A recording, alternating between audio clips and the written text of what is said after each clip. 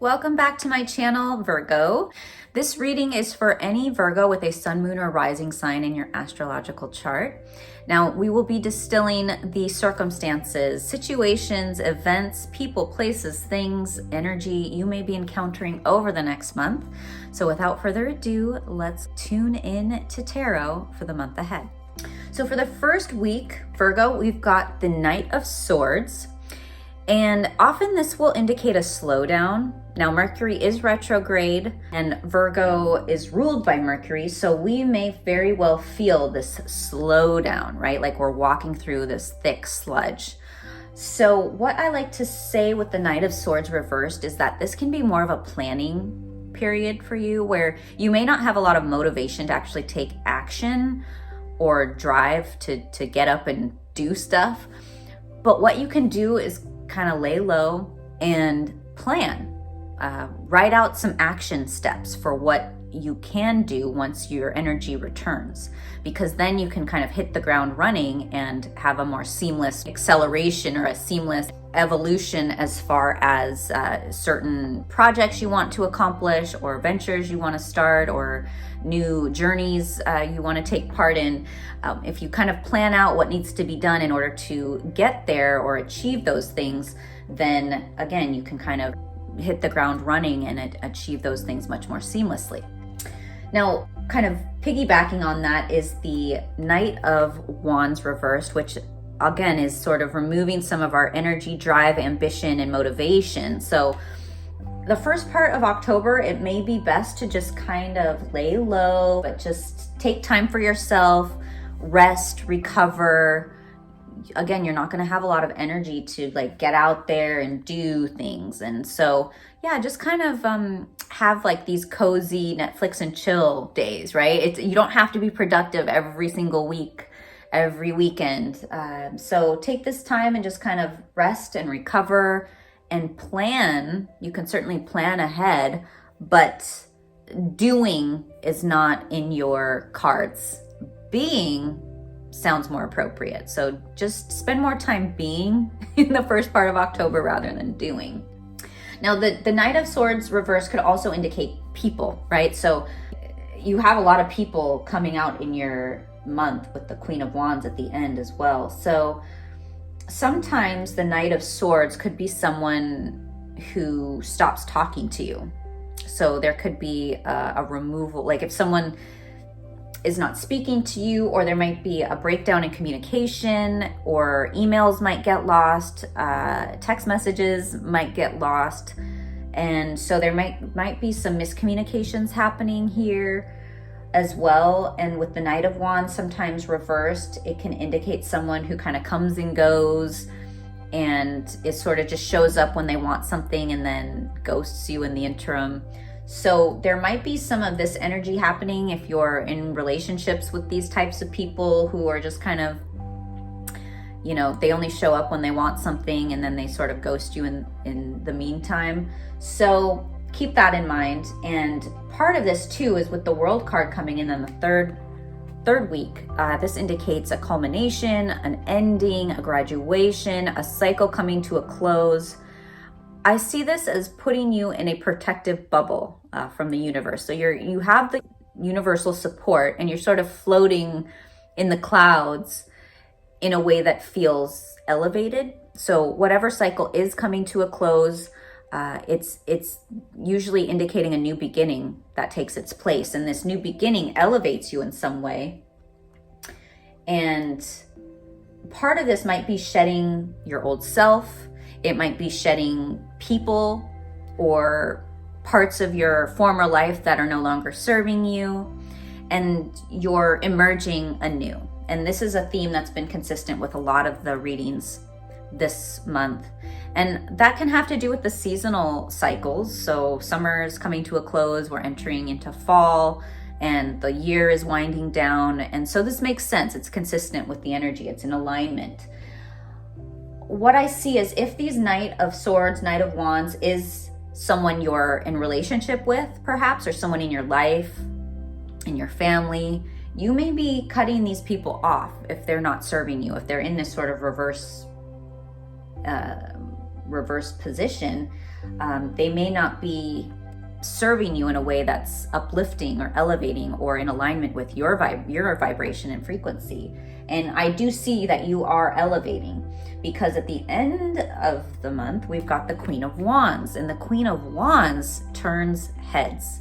She is charismatic, she's magnetic, she's attractive, she says the right things, she's fired up and full of energy and zest, and her smile lights up the room. And so if you're stepping into this version of yourself, then you want to be seen, and a lot of people have their eyes on you. So I see you kind of stepping into this public arena in some way. You'll be getting a lot of attention. So if you are on social media, a lot of people will be attracted to you and to your cause, and you might be gaining more subscribers or followers or friends, or your tribe might be growing, your community might be expanding, because you're in this really prominent position and you are glowing. So the beginning of the month might be a little bit quiet. There's not going to be a lot of communication, or there may be communication breakdowns as Mercury is retrograde, and you might not have a lot of energy and drive, and so it's a good time to just lay low, rest, recover, and relax if you can. And then there'll be a shift in the third week of the month that looks like, as you start to bring things to a close, maybe as Mercury is turning direct again, you'll see that energy pick up with the Queen of Wands upright. Then you have your energy back, you have your zest back, your desire, your motivation, your drive, and like I said, you'll have a lot of eyes on you. So be ready for that when that happens. Now, the final words of wisdom, we've got repairing the veil, which says forgiveness. And I will read from the book what the Shaman's Dream Oracle has to say for our Virgos for the month of October. And not only does this have to do with forgiveness, but it also could indicate making amends and recognition of our unity. Now, between us all is a thin veil appearing to be a space that separates us. We look through this veil and believe ourselves to be distinct from each other. We assume that our thoughts and feelings are our own. We see bodies and objects and the spaces between them, so we engage the world in relationships between a duality of us and them. This veil serves as a mysterious illusion, making it so hard to believe in our inherent connection and unity. We can't always remember that what we do to someone else, we at the same time do to ourselves. When we claw at the veil out of fear, anger, jealousy, or resentment, manipulate another, misuse our power, or allow someone's actions to diminish us, we create a wound felt by many, not just those of us in the smaller direct relationship. Now is the time to examine where your actions have caused difficulty or harm to someone else, and also where you have been the recipient of harm. Regardless of what side you are on, it's important to take responsibility for healing this rift by bringing love, compassion, deep listening, and presence to whatever is not in harmony. Do this for you and for your own liberty as you become an unwitting hostage once you take the role of perpetrator or victim, both positions of weakness. Let go of all your resentments.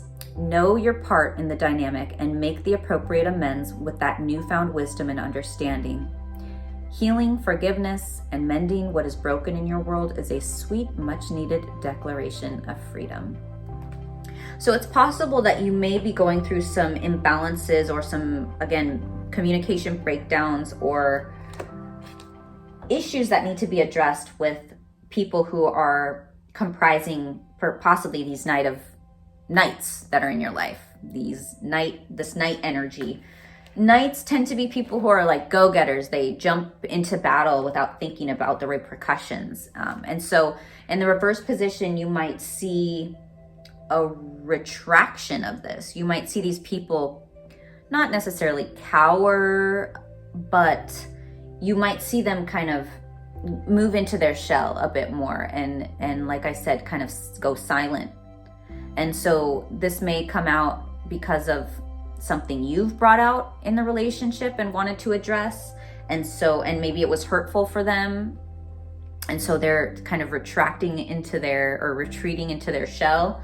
But in any case, it seems like as we enter the mid-month and move towards the end of the month, the energy is restored, and whatever happens with these nights,